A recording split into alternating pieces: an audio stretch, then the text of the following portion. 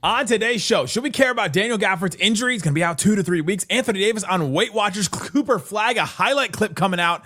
I think we should care about all of it. I'll tell you why on today's Locked On Mavs. This is Cooper Flagg, and you're listening to Locked On Mavs.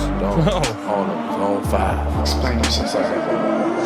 All these changes, I still got my dog Dwight Powell. You are Locked On Mavs, your daily Dallas Mavericks podcast. Part of the Locked On Podcast Network. I like it. Your team every day. I'm going to get a city like back. And welcome. You're locked on to the Dallas Mavericks, your team every day. My name is Nick Angstadt, media member covering the Mavs for 10 years. Thanks for being in every day. Making Locked On Mavs your first listen and making the Locked On Sports Podcast Network the #1 sports podcast network that is out there in the universe. Joining me, as always, the postgame prodigy from the great Slightly Biased YouTube channel. What you got for me, Slightly Biased? Man, I was just thinking this. This is my last episode. The next time I'm on here will be a postgame show. Wow, because Monday. Yeah. Well, we might have you on tomorrow Oh, okay. if you're not doing anything. All right. Fair. But yeah, I spoke too post-game soon. show coming Monday. Holy cow, it's coming up. I I'm know. excited to see this Mavericks team play. We will not see Daniel Gafford, so we'll talk about that. We'll talk about his injury, obviously. We'll talk about Brandon Williams. Doesn't sound like we're going to see him in that game either. He's going to be out for a week. We'll talk about that. Dante Exum, according to a report, has not practiced either. PJ Washington bumped his head, but he's expected to be ready by Friday. Cooper Flagg highlights came out. Anthony Davis is listed at 268 pounds. Jason Kidd said Dennis Smith Jr. played extremely well in day one and was a star at training camp day one. And then Quentin Grimes signs a deal. And so I'm going to ask the question to Slightly and myself.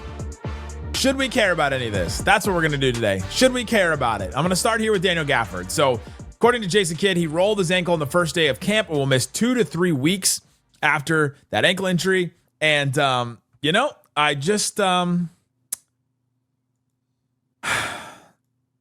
think it's time. First of all, it's time to bring this out. I'm not a doctor, so I don't know. And then I just gotta say, I don't say this word lightly, Slightly. Okay. Y'all, we back. It's great. Yep. It's great, dude. Dude, it's great. It's great. It's great, broski. Bro, name it. It's great. It's great. It's great, bro. It's great. It's great. It's great. This life's great, bro. I have no complaints. I don't. What was the context of that again? I always forget. It That was, was when he was on the it was Nets. on a Twitch stream at some point, and Not like, here. But he was on Brooklyn, right? I think he was on Brooklyn, but maybe he had just joined Dallas, or it was like, I don't know. But anyway, that's Kyrie, the great one. But the longer you play that drop, the more you don't believe him. The more you're it doesn't sound like it's great, which is what I mean by Daniel Gafford rolling his ankle. It's like, all right, we're back. The injuries are back, just like last season. These things happen. It's a freak accident, freak injury. It's not like something that is degenerative. I'm totally concerned about it. Should I care about it and worry that Daniel Gafford's going to all of a sudden be injury prone? No, I'm not worried about it. But 2 to 3 weeks, if it's 3 weeks from Wednesday, October 1st, literally takes him to the opening day, October 22nd, the first day of the first game of the season. Mm-hmm. Should we care about it in that sense? That'll miss basically the entire preseason. Oh, absolutely. I think this is something we should care about. I mean, I agree with you in the sense that, and also always with these preseason injuries, it's like, all right, if this were, January or March and there's a playoff push, is he playing? Is he coming back quicker? It's always one of those things. But yeah, it's concerning. You never want guys to miss entire training camps, which is what this sounds like almost. There's always, stats and numbers that these guys always start the season slower and it takes them a while to get back into it and get his conditioning, and while all these other guys are getting their conditioning right. So yeah, it does matter.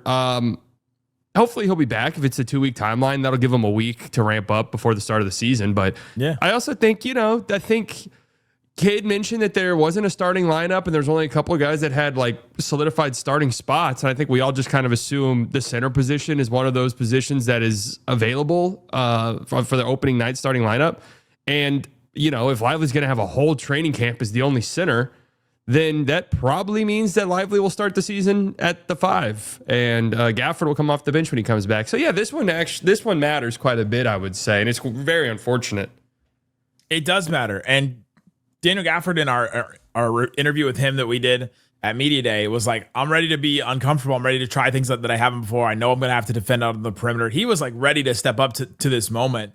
And maybe this is another one. Like, all right, now you're going to be coming off the bench. Now you're going to be, because they're going to bring him back slowly. It does seem like a thing Jason Kidd does too, that we've seen in the past, where like if somebody's injured, somebody who starts for him, especially if they're doing well in that spot, then the injured player comes off the bench for a little while, especially if they're even as far as talent. Obviously like a Kyrie or Nathan Davis wouldn't do that, but that's something that feels like Jason Kidd would do. So yeah, I think this one is one that we care about. Him missing time though, in training camp, it stinks that he's going to miss time with Cooper Flagg, with D'Angelo Russell, with the guards that he's going to have to work with.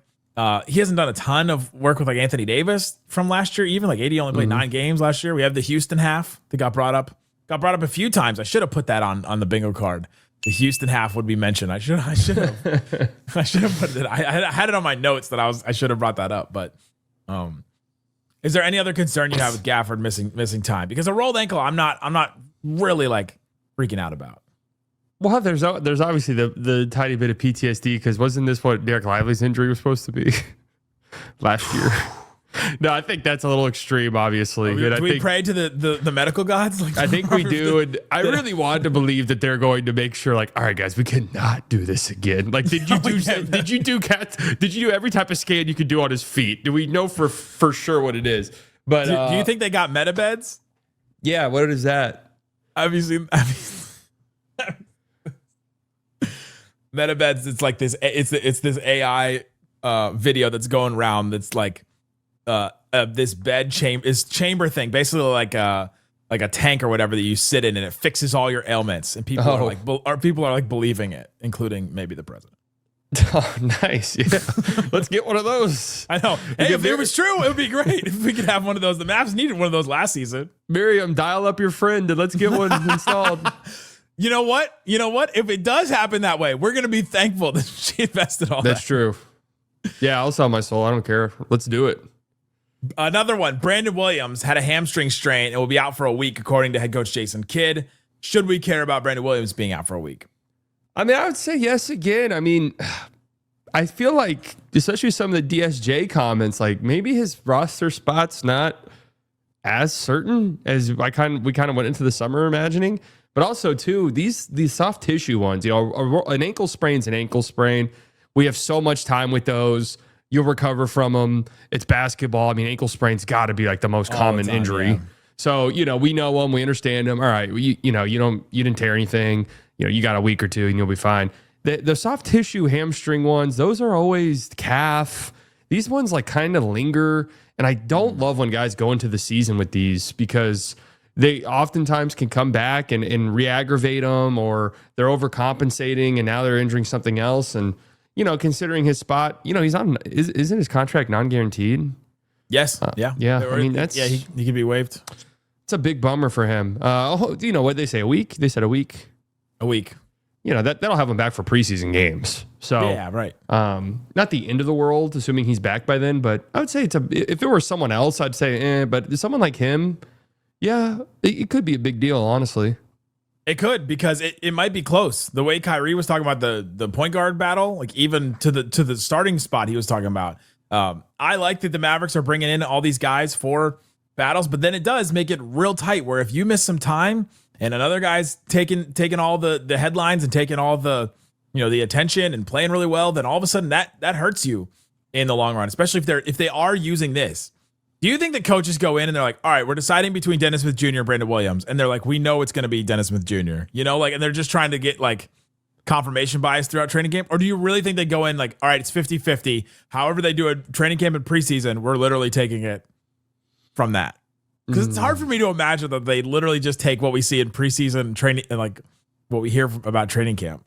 Yeah, that's a really good question. I don't know, because I do feel like it has to be, and I would like to think there's probably like hey, this guy's been here for a couple years and was playing with us last year and has played with AD and Klay and all these guys. Sure. So like Brandon Williams has a leg up. So, but we also have this like guy that got all defensive team votes a couple years ago that can come in and is kind of a fan favorite also. And I mean, this opens up the door. I would not have considered it a possibility even 2 days ago, honestly. Dennis over Brandon Williams? Yeah, I really wouldn't have. I would have thought, because Dennis Smith Jr. can technically go to the Legends, can he? I don't know if he would want to do that. True. These type of things sometimes, though, are also like, hey, we like you, we like you. We don't have the spots, but come to our training camp, show out a little bit. We'll spread the word about you. Like, if it ends up that you don't sign here, we'll put a good word out. We'll say you had a great camp, all this stuff, and hopefully you can get on somewhere else. We just don't have the roster spots for you. Like, I think that happens too, is sort of like favors. Coming up, is that happening to Dennis Smith Jr.? Jason Kidd was talking glowingly about him today. We'll talk about that, and should we care about more things coming up. Locked on Mavs. Today's episode of Locked on Mavs brought to you by Peloton. Peloton, if you are trying to figure out how to work out or where to start or what to do, the more I read about this, the more I've heard about this, the more I realize, all right, this is the game changer that you need, because with the brand new Peloton Cross-Training Tread Plus, powered by Peloton IQ, it's their most advanced equipment yet, designed to give you real-time guidance and endless ways to move, whether you're running, lifting, or cross-training with your favorite instructors. This is training reimagined. It's built for breakthroughs with tools that help you plan, stay motivated, and reach peak performance. You got to have that. The plan is so important in that. You can do all kinds of different stuff. Their Peloton IQ system offers real-time strength coaching. It tracks your reps, suggests the right weights that you need to be using, that corrects your form, makes every rep safer and smarter. I mean, this is the thing if you're looking to get into working out, or if you want to take it up a notch, this is the thing to get you in there. So let yourself run, lift, flex, and push forward. Explore the new Peloton Cross-Training Tread Plus today at onepeloton.com. It's the word one, O-N-E, peloton.com. Shut it down! Let's go home! Thanks for hanging out with us on Locked on Mavs, being part of the show, part of the Raccoon Squad. That's what we call our listeners, listening every day. We appreciate you for checking out the show. And Slightly, you like the new intro? I do. It sounds good. We've flushed out the past one, and we're ready to move on. Turn the page. That's right. I took Dereck Lively's advice. We turned the page. You need to add that quote. I don't know how long I'm going to keep the Dennis Smith Jr. Dwight Powell quote in there, but it is just so good. It is a great quote. I can't take it out right now. I may leave it just for like training camp week. It's a fantastic quote. It really Incredible. Is. Still got my dog, Dwight Powell. That's such a good quote. That was one of my bingo spaces I think I mentioned was Dennis Smith Jr. will have the best quote of the day. Yeah, right. Yeah, we were dead set that Dennis Smith Jr. wouldn't. He did. 100% he did. Easily. Speaking of Dennis Smith Jr., we're doing statements and we're saying, should we care about this? Jason Kidd talked to Mark Stein over at DLLS and said, Dennis Smith Jr., yesterday, I thought he was a star, played extremely well. Jason Kidd also said that Dennis Smith Jr. played well in the media scrum. So he's brought up Dennis Smith Jr. multiple times now. Should we care about this? Or is this what you were talking about earlier, where we don't have a spot for you, but we'll talk glowingly about you. We'll spread the word across, and maybe across the league, you'll get an opportunity somewhere else. Oh, man. I'm a little bit torn 50-50 maybe. I mean, maybe the B-Will injury opens it up. I don't, I said that earlier, and I think that happens by and large, but I don't think you bring a guy like, as an established guy who's been in the NBA in a training camp. And I also don't think Dennis Smith just like goes to a team if it's outright like, hey, we're just not going to have the spot for you, but we'd love for you to be a training camp for us. He was playing in Europe, though. Like maybe the opportunity just wasn't there. And true, but I mean, there's some, and these guys want to be in the NBA. Like I'm sure Dennis Smith Jr. has better, financial contract offers in Europe, right? But rather than like a training camp deal in the NBA. But these guys want to be close to home, so that all does make sense. And they want, being in an NBA training camp is a better opportunity to make an NBA roster than being overseas. But yeah, I mean, yeah, I think it's something. I think we should care about it a little bit.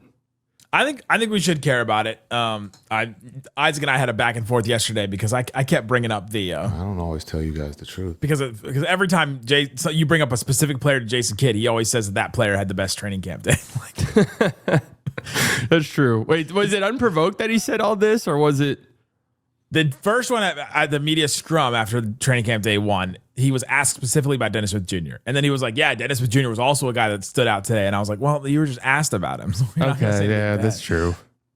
But he brought it up twice now and mentioned Dennis specifically. And then even to go so far as to say, I thought he was a star, played extremely well. Like, okay, that if you're saying it multiple times, I'm going to believe you a little bit more. Yeah, all right. I mean, I'm my ears have perked up. We'll see how preseason goes. I care. Okay, should we care about this? I'm going to answer the question. Yes. because I really want Dennis to make the roster. I want Dennis to be on the team. I want him to get another chance in the NBA. Like, I just like the guy. And so maybe it's clouding my vision, my feelings. Look, if there wasn't a chance, right? If they brought him in because they liked him and they were deep down just like, there's just no way we're going to have a roster spot. B. Will being out for a week with a soft tissue injury would open up a door. So I think it is something. Opens a door. Anthony Davis, listed at 268 pounds, 15 more than last season's weight, but says that it's not unusual for him to report to camp this heavy. Not a concern per AD. Tim McMahon reported this earlier and then said, I kind of almost go into every season because I put on so much weight over the summer. Then by the time November comes, I'm usually like 220, 255, 258. I never want to come in at my playing weight because I lose weight during the season and then I'm too small. I lose about 10 to 12 pounds very quickly. During camp, I've already lost 5 pounds, all the running and playing. So I'm never concerned about that. I feel great. I'm moving great. I feel good.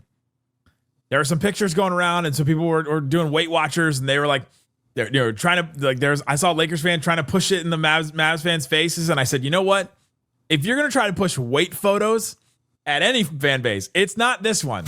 We've all learned, or hopefully everyone in this fan base has learned, lenses matter, angles matter, all these different things matter because we've seen every single one of them where you're like, oh my gosh, Luka looks so skinny. Oh my gosh, Luka looks so fat. And he's just, it's the same photo from just a different angle. But anyway, the Anthony Davis Weight Watcher, should we care about this? Yeah, let me make my opinion on this very clear and turn up the volume at home, plug in your headphones, get the kids out the room. Let me repeat myself. That's my exact reaction. I couldn't care less about any of this. I could not care less about any of this, man. God. Can the season start? I just go online and it's just the most annoying thing I've ever seen on Twitter. Every other tweet. Look at this photo. What about it? He looks normal to me. Like, what am I looking at? And they're like, doesn't he look fat? I'm like, dude, if I looked like that, I would be so excited, like, to be fat. It's like, dude, I just watched him 2 days ago at Media Day. Never once did I think he was fat. Literally walked by me multiple times at Media Day. I never once thought, like, man, he looks kind of pudgy. Like, I mean, unless he went out for a festive feast last night, like, I don't know, man. The funniest thing about that whole thing he just did was before the show Slightly was like, I have a very clear take about this. It made me think you were like going to go in on it. Like yeah. I mean, it was clear take, to be fair. It was, yeah. It was very clear and obvious, and I wanted to be very clear about it. But in my defense, I had the same thing when the Luka Weight Watcher stuff. Like, this stuff is nonsensical, man. Like, one picture, and his comment on weight makes sense. Like, he's a guy who has made it an effort in his career to put on weight. Like, this isn't like, oh my God, he let himself go. Like, this is what he's wanted to do. He's had problems.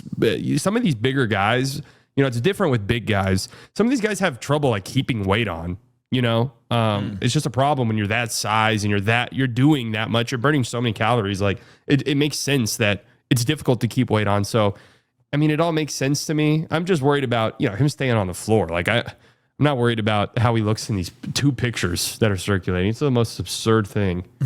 And I'm gonna pull the Jason Kidd. I'm not a doctor, so I don't know. I don't know if more weight or less weight, when we're talking about like 15 pounds one way or the other, is going to affect his injuries that much. Like, it feels like every time somebody comes out and they're like, oh, they look heavier, oh, they're bigger, oh, they're going to get injured.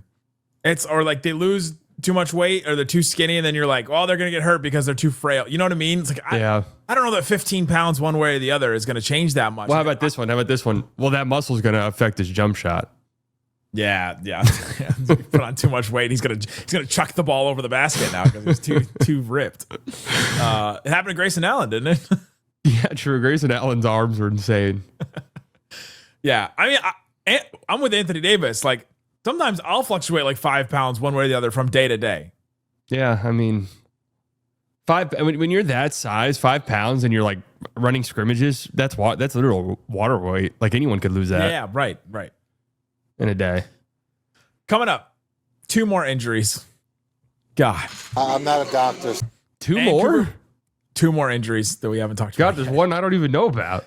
And or maybe one injury and a question mark. Oh, the Exum one. Okay, which One I did not injury know and a about. question mark. Fair. You know what? I'm not a doctor. I haven't assessed if it's an injury or not. Two more question marks and Cooper Flagg's highlights. Should we care about it? I'll tell you why we should coming up. Today's episode of Locked On Mavs brought to you by FanDuel. FanDuel Sportsbook has all kinds of props and odds, things that you can use to get in on the action. Go see FanDuel, and you can go find out all the different kinds of odds and things that are out there. There's all kinds of stuff on the NBA. Opening night, Rockets, Thunder. Thunder, 8.5-point favorite. Feels like it should be a little bit more than the Thunder's favorite, but ring night, sometimes that's a hard one for the team to actually win. Mavericks opening night. Did the Gafford injury change anything? Mavericks opening against the Spurs. I think this is the first time we've seen this one.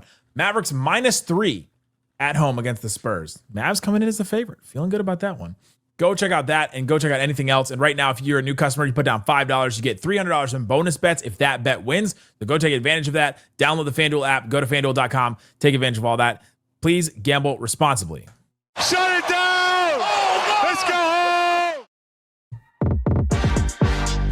All right, Slightly, we're playing a game of should we care about this? We talked about Daniel Gafford's injury, Brandon Williams' injury, Dennis Smith Jr. Got some glowing remarks from Jason Kidd. Anthony Davis is fat now. No, he came in camp 15 pounds over his listed weight from last season. Two more. PJ Washington bumped his head, but is expected to practice on Friday, according to Jason Kidd. Should we care about this, Slightly? No, I hope not. I hope not. We're not worried about the head injury. I mean, was it like this type of thing? Yeah, he bumped his head. I mean, it could mean so many things, you know. I know, like reporting on a bumped head is just like, okay, that's interesting. You know what? To be fair, though, I'm not a doctor, so he doesn't know how serious it could be or not. He can't assess a head injury. I think this organization is like petty enough from stuff that we've seen that I think they can be like, all right, you guys want transparency? Okay. Every little detail is going to be told to you guys now. I think that could easily happen. You know what? I think you're 100% right on that. I think like bumped his head? Because you know what, Jason Kidd? I'm not playing. He's not playing anymore. He's going to give us every little detail. Yeah. Bumped his head is a crazy thing to report. I know. I agree. That's what has me like a little bit like, okay, was it bad? Did he bleed? So, like, wait, should we care about it? No, I mean, I would care about it if it means that it's proven that the Mavericks are going to be that petty where they're going to tell us every little thing. Yeah, that's true. That would be quite funny. Grant Asseth reported that Dante Exum has not practiced yet at training camp yet. I know that he's up there. And should we care about this? We don't know. I guess we don't know if it's an injury or not yet, but I would say, yeah. I mean, definitely this is something to at least keep an eye on, you know, especially considering a couple days ago, they said that everyone's cleared. Now, I don't know if they're like, well, clear for Exum is a different story. Like he's just we weren't counting him. Like, because he's just Australian clear is different. Like they use a different word because for it's just it. like, Exum's different. Like he's never ready. No offense to the guy, but it's true. Are we sure Dennis is not taking Exum's spot? Is Exum's contract guaranteed? I mean, there's like a minimum. There's like cap implications there, I think. That's true. That's a good point. It's concerning. I mean, he broke his hand. Remember, he broke his hand in training camp last year. Oof. Yeah, and another injury-prone player for sure. Yeah, very, very injury-prone. I wish it weren't the case because I love him, and he'd have like a good NBA career if it were not for these injuries because he's a good player. Yeah, but yeah, I would say this is definitely concerning. Yeah, this is one I care about. So now, I mean, you're talking about Kyrie is out, Brandon Williams out for the week, Dante Exum hasn't practiced yet, Dennis Smith Jr. is killing it, and D'Angelo Russell. That's your point guard room right now. Like I know. Just weird stuff happening. And it was already like the weakest spot on the roster with Kyrie out. I know. I mean, you need all of these guys to at least be available. And if we're walking in, I mean, is it just going to be, all right, we're 2 out of 5 right now. I know. What is it going to be like? All right, Flag, trial by fire. Like we weren't going to do it, but now we're doing it. They want to put the ball in his hands. They keep bringing up multiple ball handlers. They're going to get it if all these guys are going to be hurt. Yeah. I mean,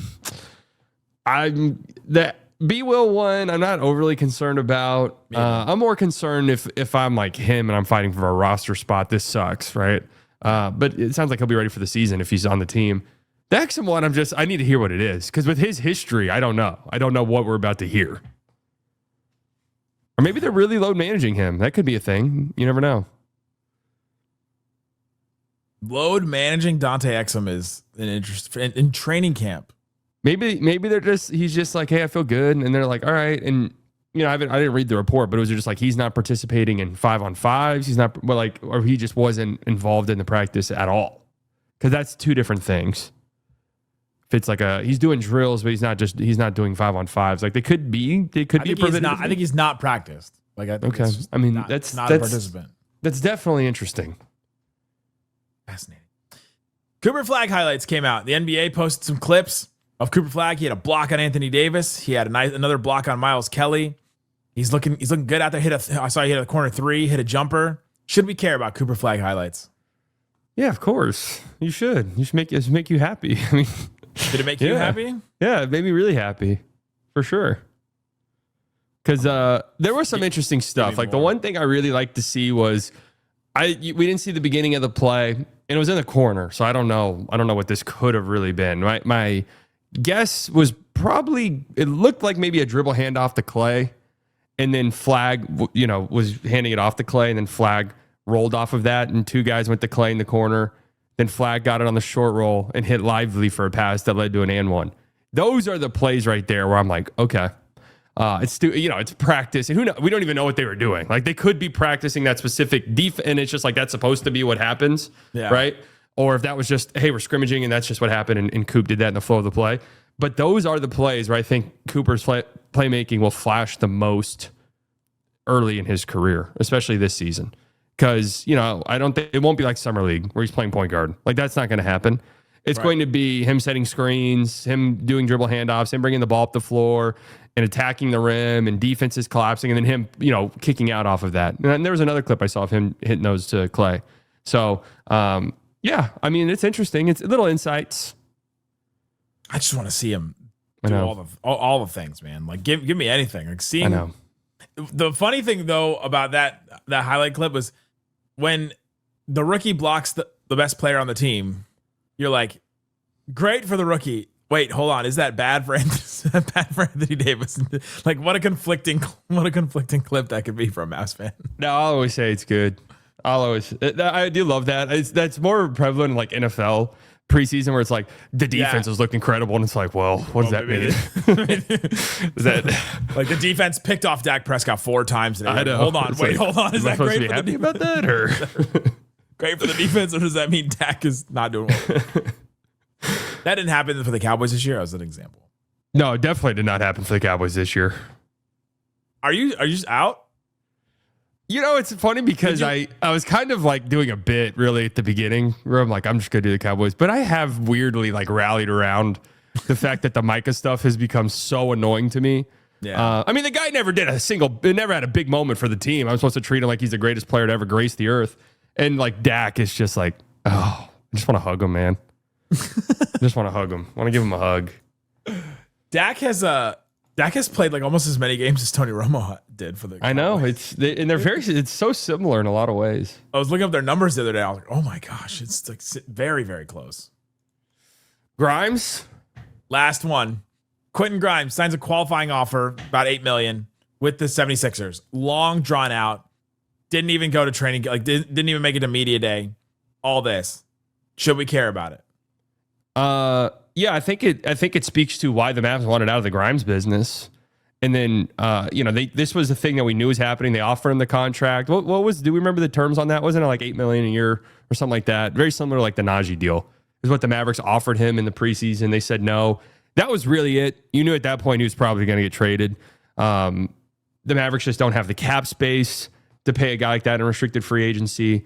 And then on top of that, I see this. People are like, well, you could have had him at $8 million. You could have had him at $8 million. You would have had this hanging over your head the entire summer when you had other things you needed to do and you had extensions you needed to sign. You couldn't have done it. You had a Kyrie extension you needed to sign. You had point guards you needed to go get with money that would have gone to Grimes. And I get like, it doesn't work the way where it's like, oh, the Mavs would have just gone the whole summer knowing that they would have gotten Quentin Grimes on the qualifying offer. The Sixers didn't even know that. They were offering contracts days ago.